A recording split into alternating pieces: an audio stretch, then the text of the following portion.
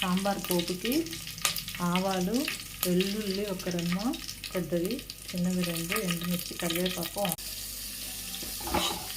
Onions, కరివేపాకు, వెల్లుల్లి, ఎండుమిర్చి బాగా వేగిన తర్వాత టొమాటో, అది వేగిన తర్వాత కొంచెం పసుపు, కారం, ఉప్పు వేసుకొని తర్వాత క్యారెట్, ఈ మునక్కాయని కొంచెం ఆయిల్లో పచ్చివాసన పోయే వరకు వేయించి ఆ తర్వాత రెడీగా కలిపి ఉంచుకున్న టామరిన్ రైస్, చింతపండు పులుసుని అందులో మిక్స్ చేయాలి.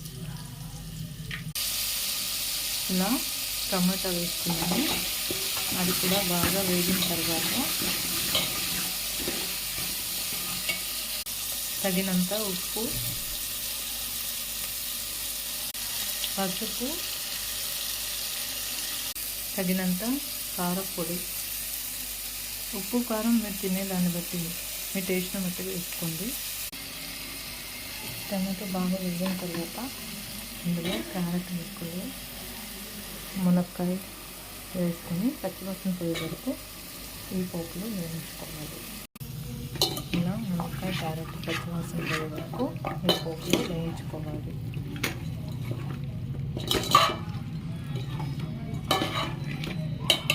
వేగిన తర్వాత ఈ టామరిన్ రైస్ని ఇందులో కలుపుకొని బాగా మునక్కాయ ఉడికిన తర్వాత సాంబార్ పొడి గార్నిషింగ్ చేసుకుంటే సరిపోతుంది. మేము దీంట్లో మామిడి ముక్కలు ఎండింగ్ స్టేజ్లో వేస్తామండి. అంటే 80% ఇది బాయిల్ అయ్యాక మామిడి ముక్కల్ని యాడ్ చేస్తాం.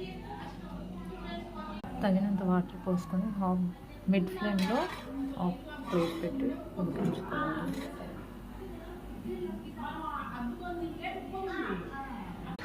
ఈ మామిడి ముక్కల్ని బాయిల్ అయ్యాక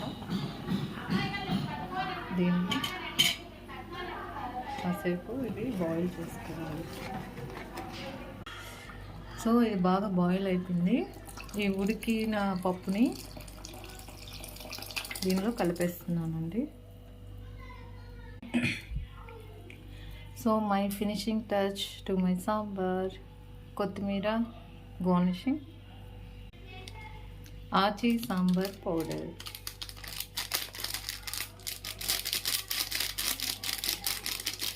వేడి sambar ready. Please like, share and subscribe my channel. Thanks for watching.